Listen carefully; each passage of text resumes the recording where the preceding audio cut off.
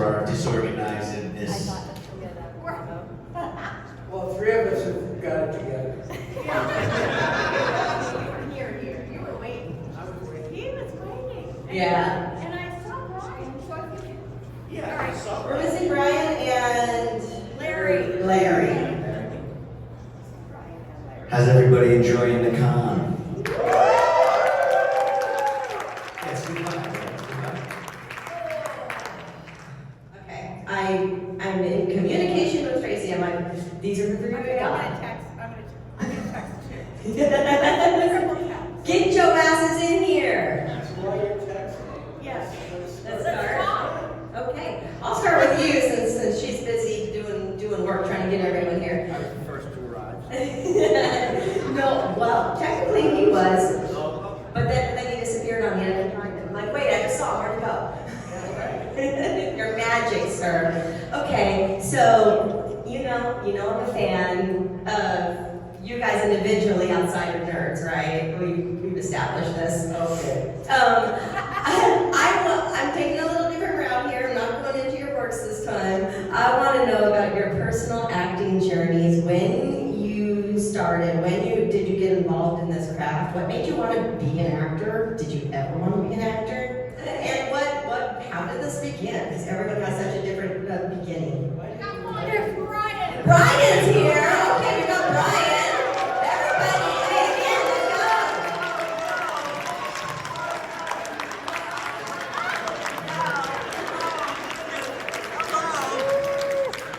Hello. Brian has to make a rock star welcome. Oh man. Wow. Hi everybody. We're getting there. We're almost there. Oh my gosh. Okay. Okay. So, sorry. Continue. You're beginning How did I acting. start? How did I get started? I mean, yeah, I got started at a young age, obviously, but I was just an energetic kid who was always, I bet. doing a lot of show business stuff. So I think one of my teachers was like, get that kid on stage. So they kind of hooked that up and I started doing community theater. But it was all because I come from a family of very gregarious people and you have to fight tooth and nail just to get any attention whatsoever. So it's all because of that shapes you, and that's why I'm an actor, I think, too. His parents are great. They're Oh, really yeah. But funny. yeah, they know them. They know them. Your parents are on the set with you, On right? set, Yeah. my You're mom amazing. mostly, but my dad too. Everyone, Yes, one more Larry. time. Larry!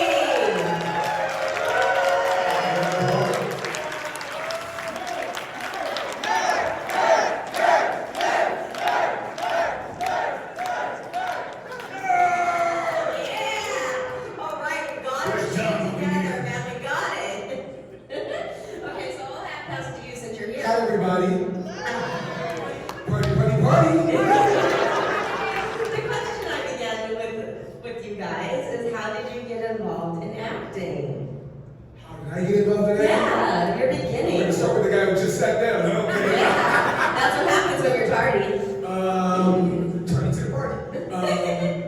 I actually started out as the class clown, sure you couldn't tell. And my social studies teacher, just so you never know where it comes from, she said, why don't you put some of that on stage? I was like, yeah, right, whatever. So she gave me the address to a theater. This is New York, I'm in Queens.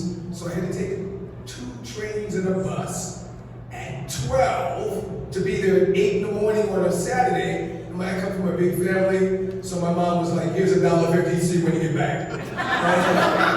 So I went there and they were doing the Wizard of Oz, and I got the role of the janitor. And if you know anything about Wizard of Oz, ain't no damn janitor in the Wizard of Oz. I was the janitor. So I was the janitor. I sat there and I learned all the lines, and as fate would have it, 3 weeks before the show started, the wizard dropped out. I got to be the wizard because he dropped out, and when the show was done, a lady who came to see the show, the girl was playing Dorothy, her mom was a manager, so she came to see her daughter.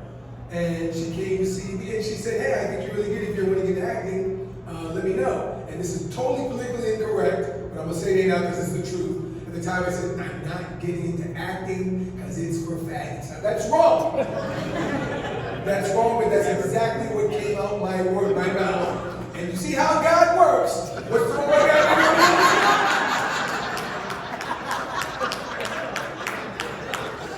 By that time, you hadn't seen the error in your ways, though, and you're like, okay, all right. Like, I got you, man, just wait. That's called karma. Okay, so for me, let's see, I always was in school plays and stuff like that, and loved singing and you know, but I realized that when I was in a play, like when I was 10 or 11 or whatever, and I was up there on stage, I was getting applause for my feelings and for whatever the character was, you know, however I created my character at 11. But anyway, like I was like, this works, because at home, in the house, in the family system, there was no room for like feelings or, you know, like being kind of an individual. So I'm like, I think I'm gonna stay over on this side and be in the theater and, you know, plays and movies. So that led to becoming a teenage model at 14, 15, and I was living in New Jersey, so I went into New York City, and that seemed to happen really easily at the time. And then I ended up on a soap opera out of nowhere, and that was kind of the beginning, or part of the beginning. So what, right? So One Life to Live, One Life to Live. originally, yeah. So it was all about expressing myself. How old were you when you landed that role? On the soap? I was 16. wow. Yeah. So that was fun. Where? What part? Where? New York or? In New York. Yeah, I was the original Samantha Vernon. The original Sam. And let's see, so I started when I was 16, and then like 6 months later, they upped me in my age on the show to 18 so that I could be involved with older men, which I didn't mind. I thought that was good. So, anyway, it went on from there. I never wanted to be an actor. My father was an actor. My 2 older brothers were actors. I had zero interest in being an actor. All I could think about when I was growing up was cars. I loved cars. I wanted to be a racing car driver. That was my whole focus until the Cowboys came along. So the Cowboys comes along, and the studio is trying to hire my brother David to play the Bruce Dern role. And Bruce Dern winds up shooting John Wayne in the back. And David said, I don't want to be the guy that shoots John Wayne in the back. But he said, hey, you know what, Bobby? There's a lot of kids in this movie. Why don't you go in and meet on this show? And I said, no, that's all right. I don't really want to do that. Thanks anyway. He said, you've got everything to gain and nothing to lose. I went in there. I was scared to death. The scene that I had to perform was a kid who was scared to death because he has to read a poem in front of John Wayne's character. And I got it. And that was the beginning of the end.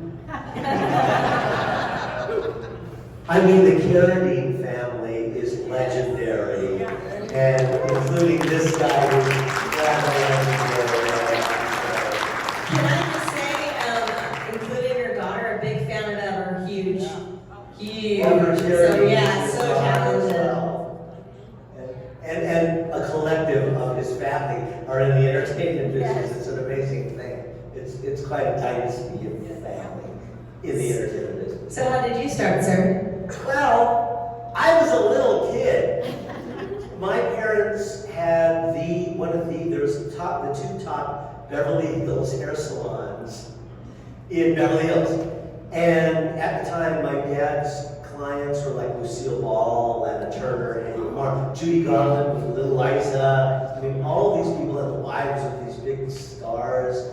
And the other rival hair salon was John Peters, who ended up becoming a big producer in Hollywood, like Batman, Superman. He talked just a ton of stuff because he was the boyfriend of Barbara Streisand, who used to cut hair up. Anyway, so I was a little kid running around the hair salon. I was around 5-ish, and one of my dad's clients was one of the top kid agents. And she sees me running around, she says, who's that? Oh, that's my son. she goes, let me meet him. And I come over, hi, how are you? And I had a lot of energy as a kid. And when you're not in the entertainment business, you're a brat. But if you're in the entertainment business, you have personality. So she said, do you think you would like to be in, like, you know, commercials and television and movies and stuff? And so he says, well, I'll ask my wife. So I heard that, right? So he goes to my mom, to their house, and he goes, you know, the agent said, would Brian like to be in these movies or commercials or whatever? She says, absolutely not. They're weird. Hollywood people know. And I go, they said, okay, well, we'll try it out. And lucky enough, one of the first things I ever did was, I'm one of the only living people who did an original Star Trek and have come back to do another in the series. There was a bunch of different ones, but they've all since passed. I happened to be a little kid in an episode called "And the Children Shall Lead." So it was me and another guy, Ron Howard's brother, Clint, who has the distinction of having done an original and gone on to do another in the series. But that's how I kind of started it. And I was just very fortunate just to continue the acting thing.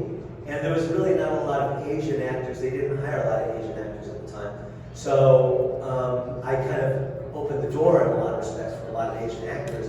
And I just kind of stuck at it since I had no other talents. I wasn't No other marketable skills. So I stuck with it, and that's what happened. Amazing. Thank you, gentlemen and lady, for sharing. All right, we have a lot of audience here. I want to make sure we get to some questions. Anyone got a question? Don't be shy. I can do this all day long, but this is your show. Okay, I'll get going. All right, super. Okay, so going to the nerds, okay, because, you know, as much as Brian knows I would love to chat his ear off about diagnosis murder all day, we're not doing that this time. I would love to know, do you guys remember the first scene that you shot in Nerds? Yes, it was the scene where my father, James Cromwell, and my best friend, Anthony Edwards, and I are all in the station wagon, and we're on our way to Adams College. And we hadn't really, like, I just learned how to do the laugh the night before, because Jamie Cromwell taught me how to do the laugh. So we're driving along in the station wagon, and I'm counting up how many students there are at Adams College, and if you divide that by 2, that means we have, you know, 3,205 boobs. And we crack up, and Jamie Cromwell, we look at each other, and we do this laugh, and it's coming out in stereo, and it's just hilarious. That was the first day for me, the first day of first scene. Academy Award winner, Yeah. James Cromwell. Yeah. Do you have one, Brian? Did you have the mic? Oh. Yeah, well, first day of shooting, one of the things about Nerds is studios are loath to spend money. They don't like to spend money. But we were very fortunate in the sense that 3 weeks prior to principal photography, they flew out the main lead nerds. So, 2 weeks? 2 weeks. Okay, 2 weeks. Felt like 3. But they flew us out to kind of rehearse and to bond. And lo and behold, we did. We created a relationship amongst ourselves right away, and which I think transcended to the balance of the movie. To this day, this is our 40th anniversary, 1984. I can't believe it. I'm not even that old. But Neither am I. yes. But we, to this day, we're like a family. We love each other. We're such great friends. And to have that, I think it started with, in the early parts of when we just met, we just got to know each other, and we just grew from there. First day, though, was the scene where we're in the auditorium, and there's all these cots, and we're trying to be picked for the fraternities, and nobody's picking the nerds.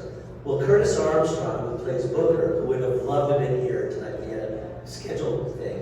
So Booker and I we are sitting on the cots and just to pass time. It takes a long time to film movies, hours sometimes. So we're playing chess, we're playing checkers, we're playing cards, and we're sitting on the cot, and we're there. Basically, the scene was, why do they call you Booger? And Booger goes, I don't know. Anyway, so the director comes by and says, oh, well, you guys are up. So come up with something. So we're making ourselves laugh with these card little things. And so he and I crafted like this stuff, this thing about Takashi being taken by Booger. And so what happened is we did this thing for the camera. The director liked it. And so fortunate for us, he said, you know what, just keep coming up with stuff. So between Booger and myself, about 95% of the stuff you see between me and Booger, or Takashi and Booger, was never in the script. It was just stuff we came up with. But anyway, that was the first one. Awesome, thank you. I'm having a hard time remembering what my first scene was. It was a long time ago. Well, I just can't remember what the first one was, because I would always go to the set, whoever was working, and watch them work. And we'd always go, On the porch with you and that other. that gorgeous girl that he has a crush on. Oh, that's right, it was me you had a crush on. It might have been that scene. That might have been the first day. When I'm on the porch with the other sorority bitches, you know, me and the other sorority bitches. And yeah, we got to see just how mean Betty was before she saw the light. That was a fun scene, actually. Yeah. Yeah, it's hard to remember exactly, but I feel like the gymnasium stuff was very early on. And so, yeah, the first day, so coming through with the parents, I don't even want to go to college and all that stuff, that whole bit. We must have did like pickup shots or wides or something before that. But that was, yeah, that was the whole gymnasium sequence was the first like setup, I think. So that's what I remember. Yeah, and that was the same for us. And I think what Jeff did, which was so smart, excuse me, was he didn't have us sit together. So we weren't, you know, though we were all nerds, we were all spaced about the auditorium, kind of like you guys are right now. If I had to pick six randomly, you didn't know, you just chose the seat you chose, right? So it was kind of the same way, and he wanted that same effect. And Lamar, remember 1983 right now, you know, gay is in, I don't mean that in a bad way. And that was accepted. Back then it wasn't. So, and one of the things that I got to do was be Lamar and not apologize for being Lamar. I didn't realize how big that was at the time. But I didn't think anything of it. As an actor, you're just taught to go for what you want. You know, and the actors will understand, the other folks you think I'm just babbling.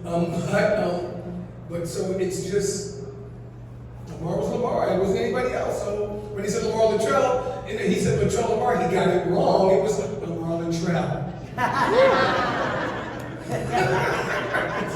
so that was our first date. That's amazing, thank you. Yeah, okay, has anyone thought of anything? All right, now. And don't be shy, guys. You're gonna feel it's the whole drive-in, man. Get it out. Did you guys know 40 years after the fact that the talent show song would still be such a banger? I didn't think about it, but I knew it was an awesome tune. No question about it. And remember, and that's a good question, because 40 years ago, remember, rap wasn't even really accepted back then. So gay rap was even further to the left of that. But we had a blast doing it. I remember them saying, and it's interesting, you know, what you guys see, the finished product is obviously for those guys who shoot, is not what you shot. It's the finished product. So there's a lot of things like Curtis, the reason he's wearing a Elvis Presley outfit is because he actually came up and did an Elvis Presley rendition of, I can't remember, what song did he do? I Can't Help Falling in Love with You. He actually came, that didn't make the cut, obviously. And then there were a couple other things that we all did, that didn't make the cut. And then they asked me, what do you want to do? And I just said, I want to rap. And they were like, okay. Okay, let's see what you got.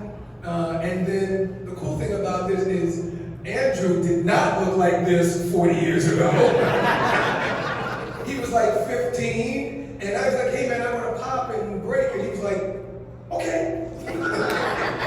And he just came on and we did it, and we didn't know the thing that you can't tell on TV is the temperature, and it was nighttime when we shot that in Arizona. If you know anything about being in the desert, I'm sure nobody in Vegas knows about that. It's not exactly warm. So it was what would you say, Bobby? It was at least One. Yeah, 1, 2, 3. We shot it till like 4 in the morning. Yeah, and it was Also- like maybe 30, 40 degrees. And Yeah, but Larry's being polite. He wrote the rap, and he also choreographed the dance. oh, Yes. that's nice. Larry wrote it. Yeah.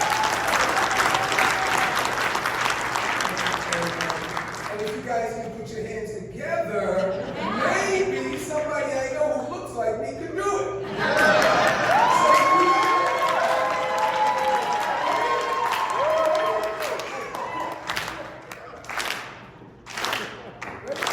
Clap your hands, everybody, and everybody clap your hands. We're Lambda, and we come here on stage tonight to do a show for you. We got a high-tech pyramid and rock sound that'll make you move your body down to the ground. We got Poindexter on the violin, the boys in the booth are joining in. We got the Takashi Presley on the main guitar, and a by little we got Takashi beating on the gong. The boys in the booth are joining along. And just when you thought you seen it all along, because the Lando fucking talk.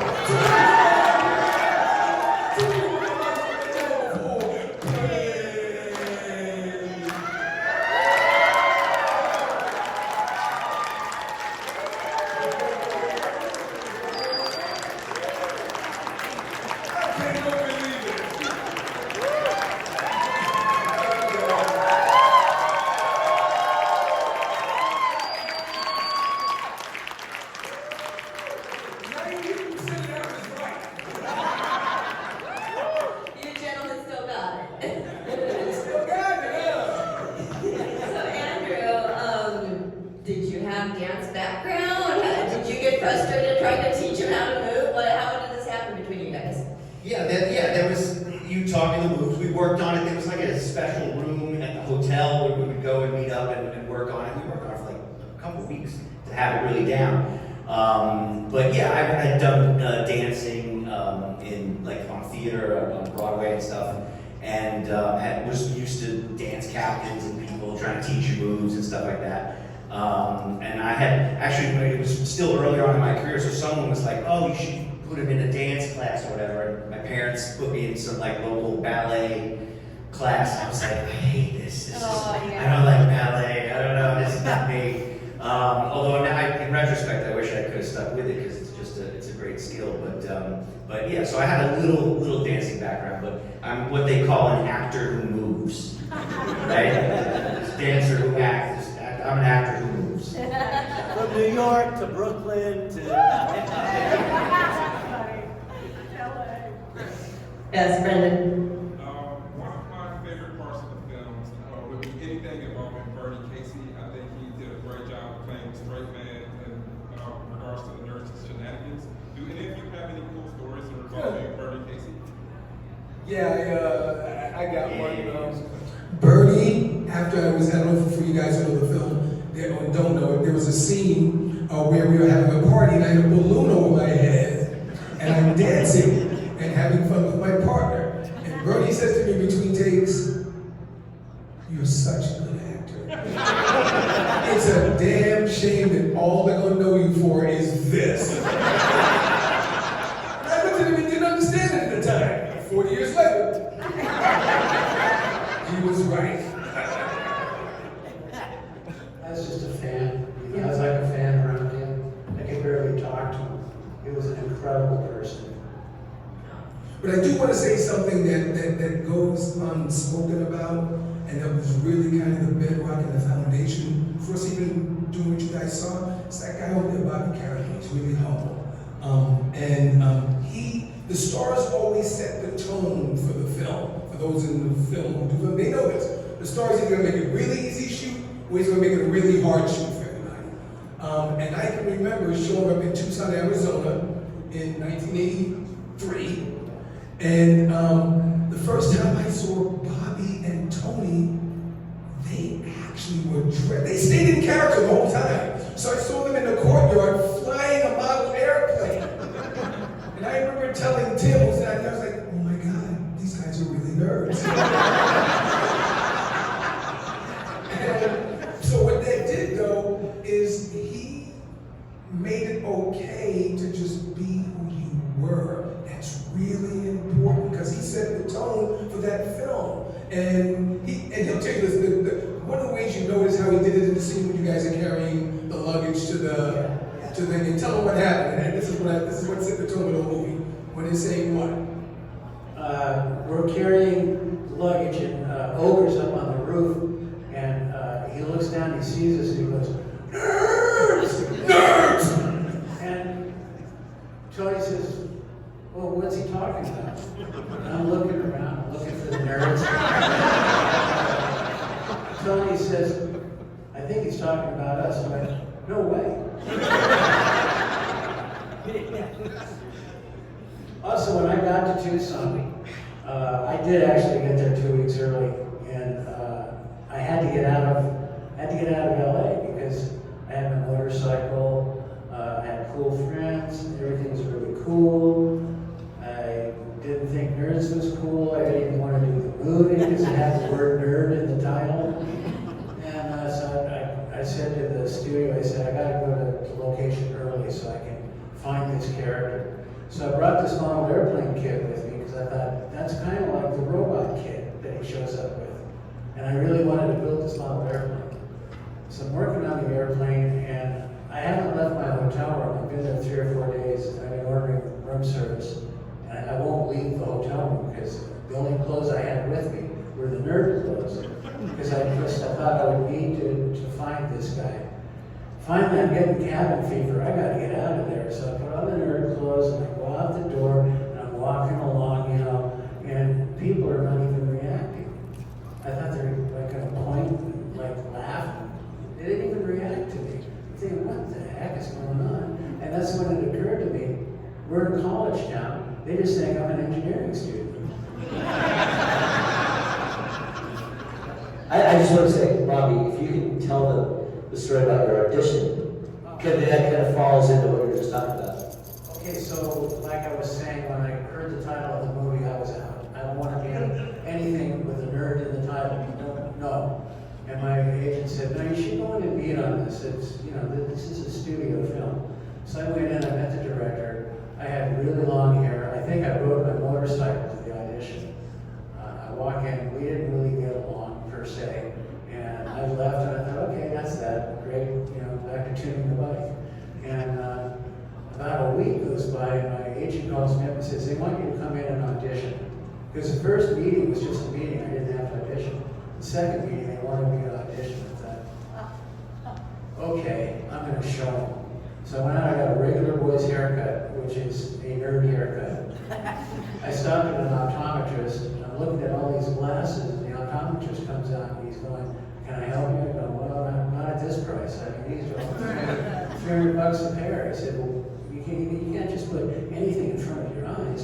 I go, well, it's for an audition, okay? I'm playing a nerd. He goes, oh, a nerd? And I'm like, yeah. So he goes in the back of his store, and he comes out with a shoebox. He blows the dust off the top, he opens it up, and it's full of nerd glasses, like they wore in Apollo 13. Like those guys are all wearing these glasses.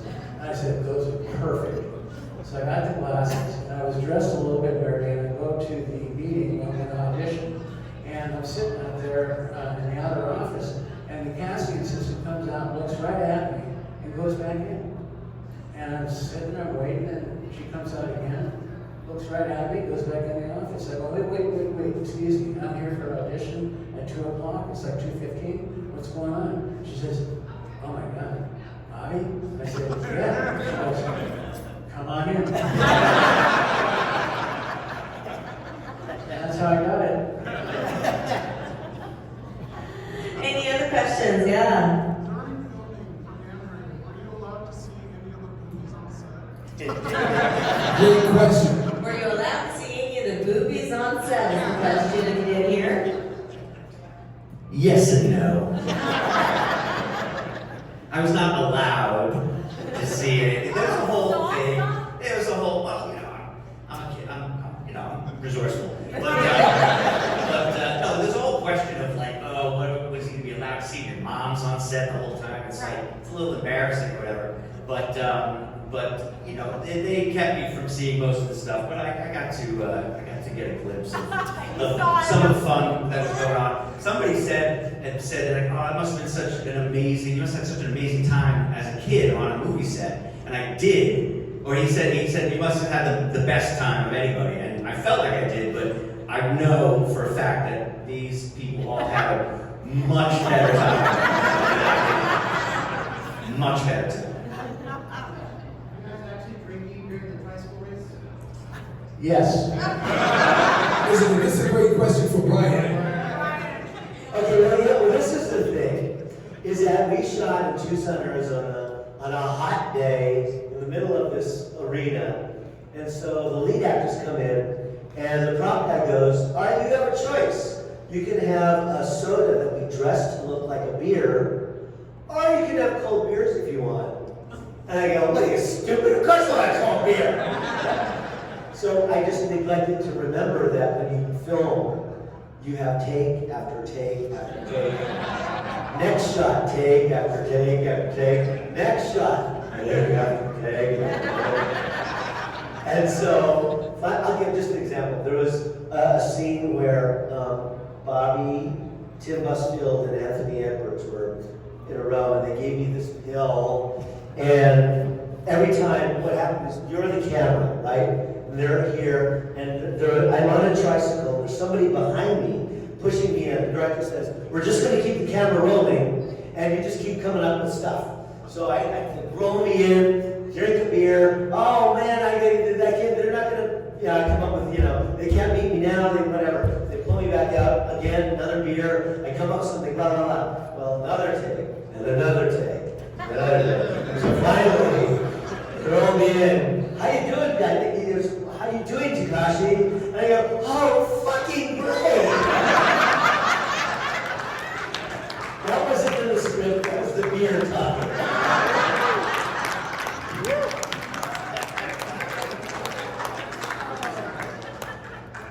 At what moment did you know that it was going to be absolutely iconic? Was it while you were making it, or was it just getting recognized on the streets afterwards? It was 40 years ago. I know like all your character names, like whenever we say Poindexter, we all know a Poindexter in our life, or a booger, or an ogre. I mean, it's just literally probably the best ensemble comedy that I can think of with the amount of characters that there are. Thank you. What point did it really like? The point was probably like 5 minutes ago.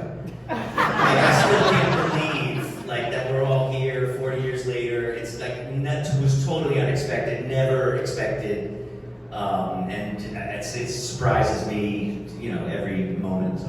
Well, also the studio, they came up with this movie, I think kind of at the last minute, and they needed to fill 10 weeks of production time. So they sent us off to Arizona, and they kind of left us alone. I don't remember there being studio executives on that set. And we ran with it. It was basically a film. We filmed the party.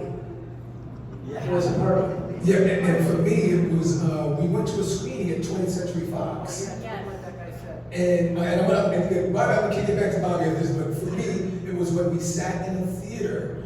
And of course, you have to remember, you're shooting nerds. And a couple side notes before I even get to that. First, and this is really Jeff Canu's credit to him, is I only had, when I read the script, 2 lines in the whole script. So for you guys who think a small role is not worth getting, get the role. It can increase and change and morph into things you cannot believe. So get your ego out the way. There's an old saying, there's no small roles, there's only small actors. You don't know what it's going to turn into. And this is a side note, but I just got to say this to show you how this changes. Miami Vice, everybody remembers that show? Was Don Johnson and The other guy. Yeah. my point. It started out as Philip Michael Johnson as the star. He ran into issues, substance issues, Josh was supposed to be the sidekick, and what happened? So you don't know, guys, you don't know what it's going to turn into. So I thought there was going to be 2 lines. I technically thought, like, now we got 2 lines in this bitch. I mean, the lady talking, not me. But it changed, and Jeff was smart enough to let us go. And the other thing that Bob said was that, they left us alone. And we had folks like Tim Busfield, we had folks like Bobby Carradine and Andrew Cassese and Julie and Brian Tochi, who were willing to come up with stuff and bits like Brian just told you. And we were in an environment where they let us do that. And it was available. But now back to the answer to the question. I'm sitting in the theater in the back because you don't want to be in the front if it's a bad one. So I'm sitting in the back and people are laughing their ass off. And I remember us all looking at each other and go, oh my God, it's funny. And I'm going to give it to Bobby for the rest of the story. Well, no, I mean, it was a rough cut, but it wasn't all the way rough. It was maybe halfway to being finished. And we're at a screening room on the lot at 20th Century Fox. And the lights come up, and one of the executives who's in charge of putting the movie, like placing the movie in movie theaters across the country, I overheard him say, piece of shit. And I was really depressed about that. And as a result, this guy put the film out in 600 or 700 theaters. It blew the roof off of every one of them. And other studios were calling the studio up on the Monday after the opening weekend and saying, why didn't you guys open this wide? Didn't you know you have? I thought, well, that's cool. And that guy got fired. You don't know. And when as an actor, you're always trying to do the movie that's going to get you to the big movie. And you sometimes don't know that what you did was the big movie, because now the delivery times accelerated. Back then you did a movie and it didn't drop for a year, maybe a year and a half. So you're trying to do that thing called eat. So you're trying to just do the next gig. You don't know until you're off, you have no clue. They always tell you it's going to be great. Just so you know, nobody says, we're doing a bad movie. Let's do it. So, I will say this though, that in the first couple of weeks, the studio sees what they call dailies, which is the stuff that we had shot. We were in Arizona, so they would, FedEx it over to the studio and they'd look at it and see whether or not it was worthwhile. For the first couple of weeks, it was not really going over well with the studio executives. And until finally we had the opportunity to kind of come up with a lot of our own stuff and kind of interact more as opposed to just following the script, that's when it really started to take shape. And that's where the heart came in. And then that's what changed the whole dynamic. We had no idea that 40 years later we're going to be here and be able, and there's some people that appreciate it. Thank you, we love you, thank you. So you never know what's going to be a hit, ever. You never know. So before we let you guys go, I wanted to give a plug for Larry. We witnessed a little bit, but you are an acting coach, right? Oh, that's so nice. And so, for aspiring actors out there, you do it in person and online, right? Yeah, I do online. Where can people find you if they were interested? Well, what happened was COVID shut down the brick and mortar. And I was like, oh my God, we can't teach anymore. And then we moved into Zoom, and it blew up. So now you can learn from your living room. So if you go to tsawonline.com, tsawonline.com, for some of you folks who are interested in this, you can come work on your craft from your living room, learn how to audition, learn if you even like this. For some people, I tell them it's worth the money for the first one, just to see if this is something you really want to do. Some people are in love with the idea of doing something until they actually have to do it. For you actors out there, everybody thinks you're going to act and be famous right away. And unfortunately, because one or two people actually have got off the bus and turned into a star right away, that fuels everybody's ambitions. But for the actors out there, it ain't that easy, is it, y'all? No, it's not that easy. So go to TSA Online if there's something you want. But more importantly, we just want to say thank you for everything you do. And I'll say one more thing. They were about to shut this movie down at one point. You guys didn't know that. And Bobby, you probably know more about that than I do. I just want to share that with you guys. I don't know anything about that. They were about to shut it down because what we didn't know above our heads was they didn't want this movie made. As he said, this was filler for them. This was just something that was in their slate. And this was something they were kind of throwing out. And look what happened. Yeah. I just wanted to ask Robert Carradine if he would just do the laugh.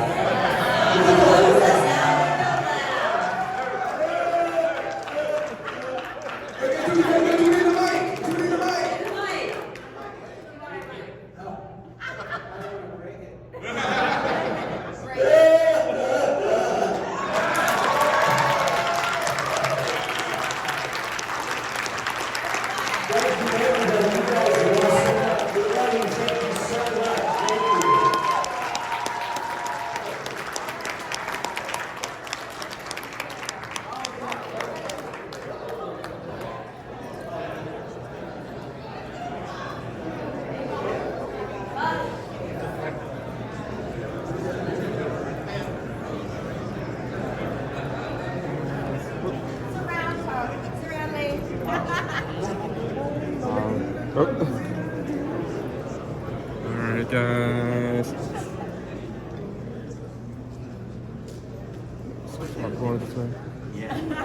Awesome. Thank you. Hold on, guys. Stay exactly where you are. Thank you guys. Thank you so much.